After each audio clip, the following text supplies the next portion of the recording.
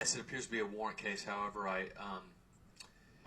there's nothing available in deeds for me to pull up yet. And I tried to pull up the warrant and I can't see it, but it does indicate case status as warrant, citation issued.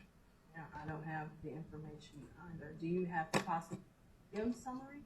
I do have a dim summary, yes. Okay. All right, Mr. Vince, sir, you are here because of a warrant that was issued for your arrest. The warrant charges you with the felony offense of tampering with evidence. Now we're going to hear from the Assistant District Attorney the information that was contained within that warrant. Your Honor, officers indicate that on May the 4th that they were assigned to investigate the case of a missing, possibly kidnapped 4-year-old child, complainant Malia Davis.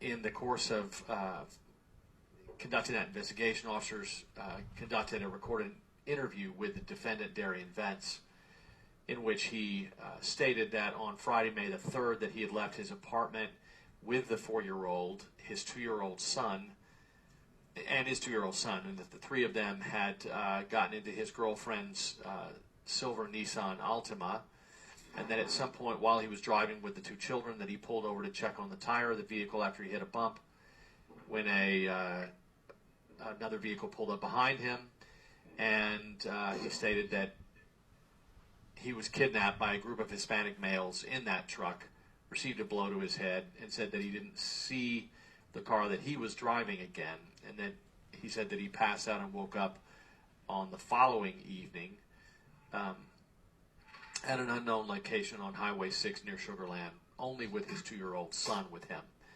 He said he eventually got a ride from an unknown female to Methodist Sugar Land Hospital, and that's where he made the outcry that the 4-year-old daughter was missing.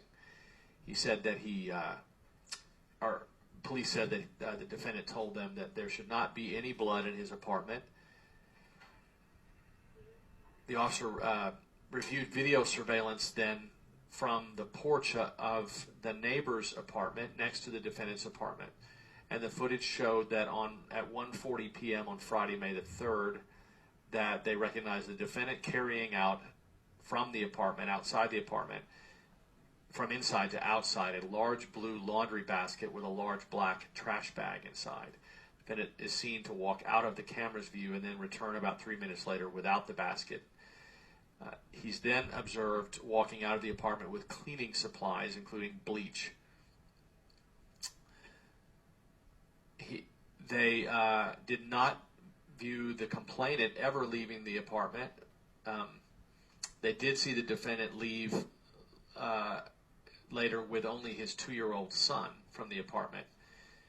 The complainant was not seen leaving the apartment at all. And then on Sunday, May the 5th, they go to the apartment and met with the defendant's girlfriend, Brittany Bowens, and with consent, they entered the apartment and observed drops of blood in the hallway leading to the bathroom of the apartment on various surfaces of the bathroom. Crime scene investigators were called out. There was a chemical reagent that was sprayed that reacted to blood in the hallway and bathroom of the apartment, reacted to the presence of blood that was not visible to the unaided eye. Samples were collected for further testing.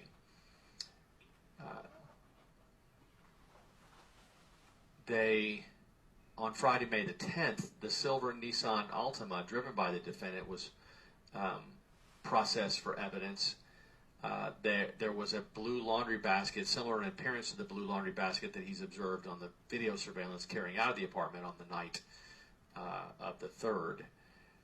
There were canine dogs that were trained to sniff the scent of a cadaver that walked around the vehicle and other vehicles in the parking lot, and both of the dogs reacted to the trunk of the silver Nissan that the defendant had driven and that the blue laundry basket was recovered from, indicating that the dogs were responding to the scent of decomposition, human decomposition in the vehicle.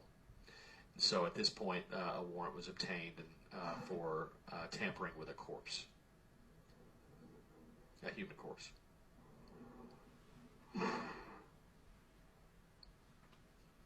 And Mr. Vince, that was the information that was contained in the warrant, and that warrant was already signed for your arrest. It means that the judge who signed the warrant determined that there is probable cause in this case. Your case is now assigned to the 180th District Court. The judge of your court is Deshaun Jones. Mr. Vince, are you planning to request that a court-appointed lawyer represent you in this case? Right now. But it's here, yeah. When your case goes to the 180th District Court, do you plan to hire a lawyer, or are you going to request a court appointment? Hire a lawyer. Would you like for the Public Defender's Office to represent you during this bond hearing? Yeah. All right, thank you, sir. Mr. Brown?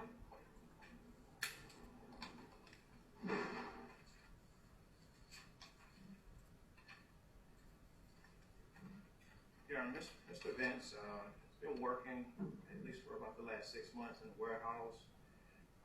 It seems that he generally keeps consistent employment. He has a little bit of college education from HCC.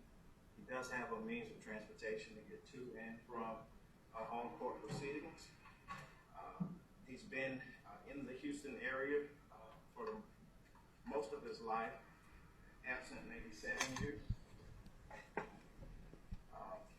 Looking at the schedule, Judge, I believe this is his first arrest. Looking at the schedule, I would suppose that he would be between below risk and average risk. And Judge, I'm asking for a $5,000 bond and would defer all considerations of PR to the court. All right, thank you, Mr. Brown. Mr. Staten?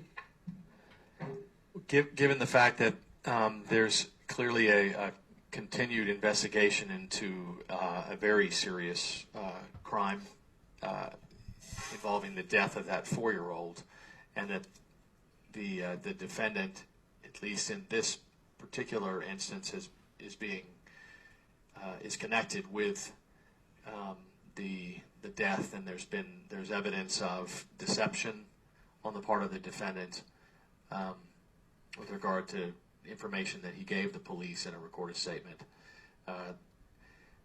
State's asking for a $500,000 bond, Your Honor.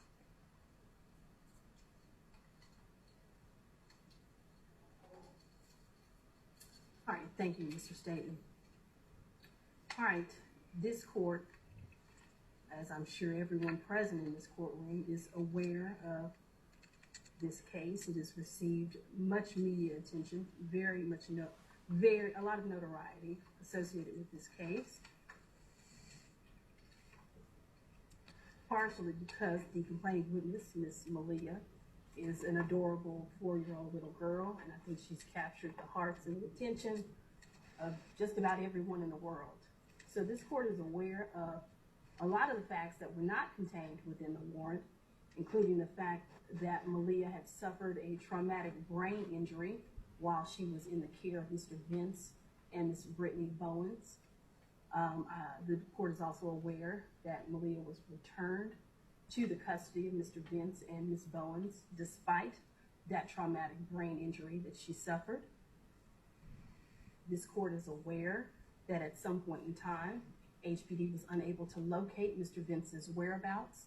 So in addition to deception, in addition to the changing stories, this court has a significant concern that Mr. Vince would not appear in court because of the ongoing investigation, which is likely to result in an upgrade, a significant upgrade to this second-degree felony. And so the court is setting the bond in this case, Mr. Vince, in the amount of $1 million. Mr. Vince, sir, are you a citizen of the United States? Thank you, sir. You may return to your seat at this time.